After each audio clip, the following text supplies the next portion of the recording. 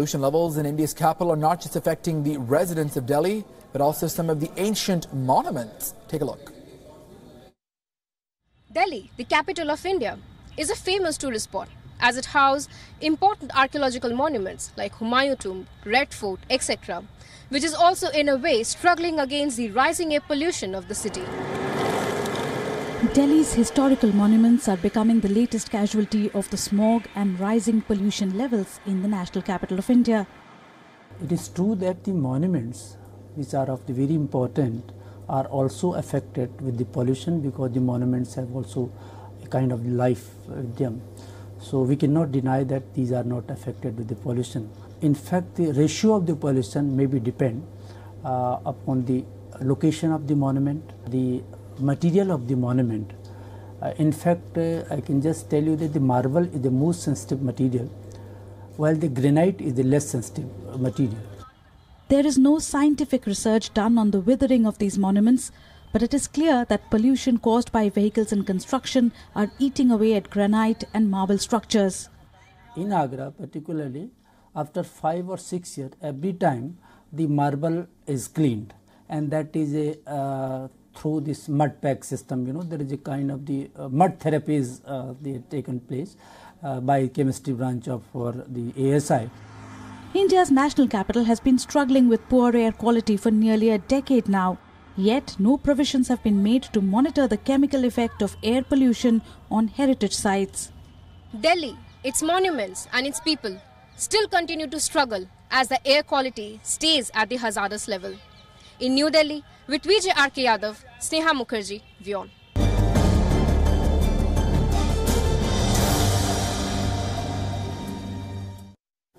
Well, they may be friends for the cameras, but the United States and Russia are engaged in a diplomatic war. Many are even calling this the new Cold War.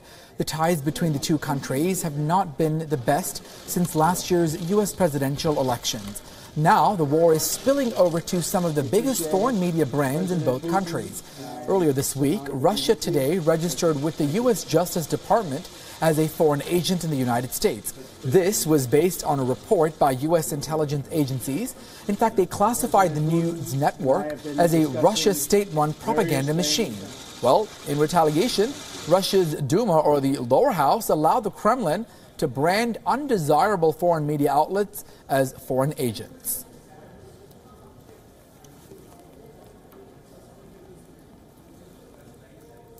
Комплекс. Снимают наши флаги с посольств, делают все для того, чтобы унизить наших спортсменов, приняли закон о санкциях, по которому пытаются разрушить наш сырьевой комплекс, который является главным валютным цехом страны. Well, these amendments to the country's existing law on foreign agents will now go to the upper house of parliament, a mere formality. Well, before President Vladimir Putin signs this into law, but why was Russia Today in fact listed as a foreign agent in the first place? Well, earlier, Russia Today, as we said, has been blamed for meddling during the 2016 U.S. elections. U.S. agencies claim that Russia Today actively collaborated with WikiLeaks. The news network's representatives allegedly met with WikiLeaks founder Julian Assange to discuss a broadcast contract. Russia Today is also blamed for putting out one-sided coverage that damaged prospects of Democratic candidate Hillary Clinton. But this is not the first time that media outlets have been turned into a tool to fight diplomatic battles. In fact, last year, and earlier this year as well, Saudi Arabia, Egypt, the UAE, and Bahrain imposed strict sanctions on Qatar. In fact, 13 demands were presented before Qatar, one of which was to shut down the news network Al Jazeera. The Gulf countries accused the broadcasters of encouraging dissent and providing a platform to Islamist movements. President Putin and I have been... Well, Russia's certainly in hot water. This week, reports are now saying that hundreds of fake Twitter accounts are believed to be linked to the Kremlin, and they were used to influence the British politics this year for the Brexit referendum. In fact, Russia has been dealing these accusations for a while now. The U.S. elections, the French elections, Brexit, and even as recently as Catalonia. Well, this week, UK's Prime Minister Theresa May says Moscow, in fact, planted fake stories to create tensions with the West And they also now want to grill. The UK wants to grill executives from many tech giants, Facebook, Google, and Twitter, with regard to the Russian interference. But the Russians have denied any of these allegations, simply brushing past these accusations. Russia's embassy in the UK, in fact, called this latest development fake news. Well, UK's Foreign Secretary Boris Johnson will head to Russia next month. In fact, in nearby Europe and Spain, they made similar allegations when it came to the Catalonia referendum. Last week, Spain said that Russian servers fueled online propaganda during the October 1st referendum for the Catalonia crisis. Russia again saying Spain, NATO, and the media really have no credible evidence or proof against this. Russian President Vladimir Putin says the sanctions placed for the 2014 Crimea annexations were simply just the West's aggressive activity. In fact, Russia also asked if Americans can violently interfere in European affairs. Why can't Russia? Again, though, Putin still did not admit or deal with the meddling accusations. In fact, just last week, U.S. President Donald Trump at the ASEAN summit talked about the interference to last year's election, something that Putin again denied. All right, let's go straight to WION's London bureau chief, Mandy Clark, joining us now with the very latest. Mandy, Russia certainly getting into hot water when it comes to meddling into the election when it comes to France, the U.S., Catalonia even recently, and of course the U.K. Yeah, certainly, but what's more telling is it just seems that Russia doesn't care. They face these allegations. There has been pretty condemning proof in the past, but they just dismiss it. It certainly feels, and I spoke to some intelligence analysts, that these are Cold War tactics, and it would be very difficult to hold Russia to account. Certainly, how do you force them to go to account? In the past, when there were Twitter accusations, we had heard Vladimir Putin say that these were rogue agents or they were Russian patriots who might be involved, but certainly denied that it was coming directly from the Kremlin. So there was a suggestion before that it might come out of Russia's borders, but not be done by the Russian authorities themselves. But to dismiss it as fake news, they're once again just denying responsibility of very serious allegations. So it's how can we make Russia care is the question. And again, as you sort of pointed out so rightly, when it comes to this, I mean, what is their motive and agenda? I mean, is it really just to be sort of interfere and meddle in with the West, as they're calling it, being aggressive? I mean, we talk about the U.S. and at least U.K., if that's considered threats to them. I mean, what is their goal ultimately in this? It was interesting. I do know that there has been discussions among Western powers at NATO, and that is one, the North Atlantic military alliance is one that Russia does feel quite threatened by and is along their borders. So according to intelligence officers, it seems that Russia's main goal with some of these meddling is to weaken it and to have more of a power balance between Russia and the West, that they are seen as equals. Also, to have people trust nothing. So if you continually get misinformation, fake news, it's very difficult for the average person to know what is truth. And after a while, you believe in nothing. And so it's not necessarily for the people to believe that their statement, it's that they question everything. So it's a state of chaos. It seems, according to intelligence analysts, that might be their end game. All right, Mandy Clark getting us the very latest on this story with regard to the Russian election meddling. Mandy, thank you for those updates. Well, it is a sign of growing Indian-American economic engagement. Indian companies have now created more than 100,000 jobs in the United States, according to a new study carried out by the Confederation of Indian Industry. The CII says as many as 100 Indian companies created jobs with an investment of about $18 million. Each American state is said to have received an average of about $187 million in investment by Indian companies. Now, most of these companies plan to make more investment and increase it by about 87%. They also plan to hire more employees locally within the next 5 years. The study was released in Washington a day after Prime Minister Narendra Modi and U.S. President Donald Trump met in the Philippines. The maximum jobs were created in these areas: New Jersey, Texas, California, New York, and Georgia. The highest foreign direct investment from Indian companies was made in New York, New Jersey, Massachusetts, California, and Wyoming. The report comes at a time when there's a debate with regards to the United States over the fate of the H-1B visa program, typically relied on many IT professionals.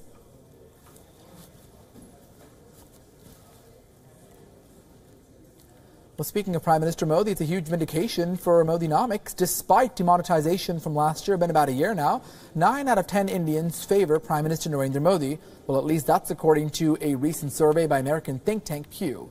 Well, before we get to the findings, here's some of the background and the detail and, in fact, the sample size of that survey. It was conducted with about 2,400 respondents in India between February and March. Importantly, a few months after demonetization, which was, of course, last November during the U.S. presidential elections.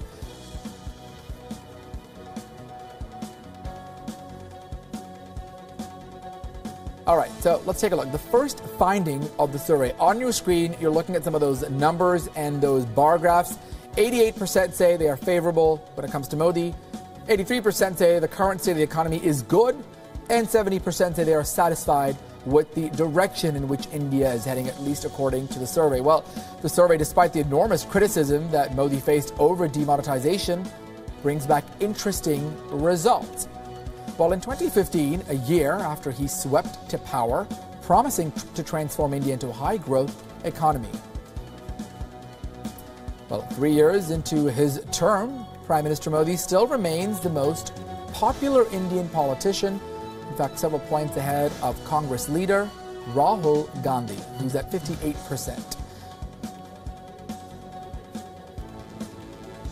All right, there you take a look. Some of the percentages when it comes to India's most popular politicians. Sonia Gandhi there standing in at 57%. We have Arvind Kejriwal, 39%. All right, now take a look at this. The other interesting parts and findings of this survey is the parameter. How widespread is Modi's popularity across India? Well, the report has found that Modi's popularity has in fact grown in the western and the southern states, while it was relatively unchanged in the north. So the one surprise, the poll shows up. There we go, more maps there. Popular in the west, popular in the south. The surprising part about it, the poll does show the gains for Modi in the south in many of the states, Tamil Nadu, Andhra Pradesh, Karnataka, Telangana, 95% popularity. And interestingly, it's not a BJP-dominated area. It's a shot in the arm for the BJP and Modi. Well, at the end of the day, though, analysts say the real popularity, though, it is a test. It's just an election. That is going to really determine those facts. There are two just around the corner. The states of Gujarat and Himachal Pradesh will vote December, and those are certainly going to be watched and tracked closely. Speaking of Mumbai, Mumbai's 142-year-old Sasson dock has now got an artistic makeover. Well, the oldest fish market in the city now transformed into a public art exhibition. Here's the story.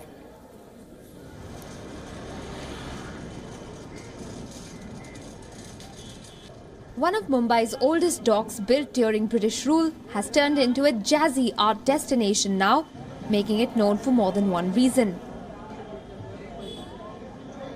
Located in South Mumbai's upmarket Colaba area, the Sassoon Docks is Mumbai's primary fish trading district.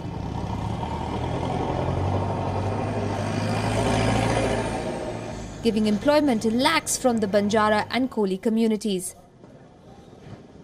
The revamp is part of the government's pilot Sagarmala program, which aims to modernize all fishing harbours of the country and to turn them into tourist fishing attractions. We are completely revamping Sassoon Dock. Under the Sagarmala program, there are 4 pillars. This is the 4th pillar, that all the fishing harbours of the country are to be taken up and modernized, and also created as a tourist attraction, as a fishing tourist attraction. So in this is the first pilot project which is happening. Strategically located, the vintage wharf overlooks the Oyster Rock, an island in Mumbai harbour. However, its beautification looked far-fetched until the Start Urban Art Festival happened. The whole idea was to go to unconventional places, and therefore we are at Sassoon Dock. Sassoon Dock is a very integral part of the city. However, the Mumbaikars and people, locals, and haven't really ever ventured in. Usually there's a lot of fishing activities here, and people who are connected to the trade or have a passion for that usually come. So it gives us an opportunity by putting up art over here to expose people about the area. A number of international painters, curators and artists are part of this initiative, and they've displayed their creative genius at this unconventional exhibition set up at the center of the dock. Singaporean artist Tan Zishi has a message to convey through her art installation, Plastic Ocean, at the Sassoon Harbour. Plastic Ocean was first created when I was in Singapore. I was doing artwork for the Singapore Art Museum under the exhibition called Over the Ocean, Under the Sea. So I wanted to create an immersive experience whereby people enter a room immersed in plastics. For the fishermen working at the dock, the transformation of their workplace is some aesthetic relief post a long day's work. It's unusually delightful for the people of Mumbai to spot an art space in the middle of a dockyard. Built during the British Raj, the Sassoon Dock is one of the city's oldest docks that's open for the public. Now this is where Mumbai gets its fish from. But of late, the Sassoon Dock has become a popular destination for street art in the city. With video journalist Sanjeev in Mumbai, Pragya Jha, WION. And that's all the time that we have for this edition of Your Story. I'm Archit Tashadri. Thanks so much for joining us. If you have a story to share, let us know on Facebook, Twitter, or Instagram.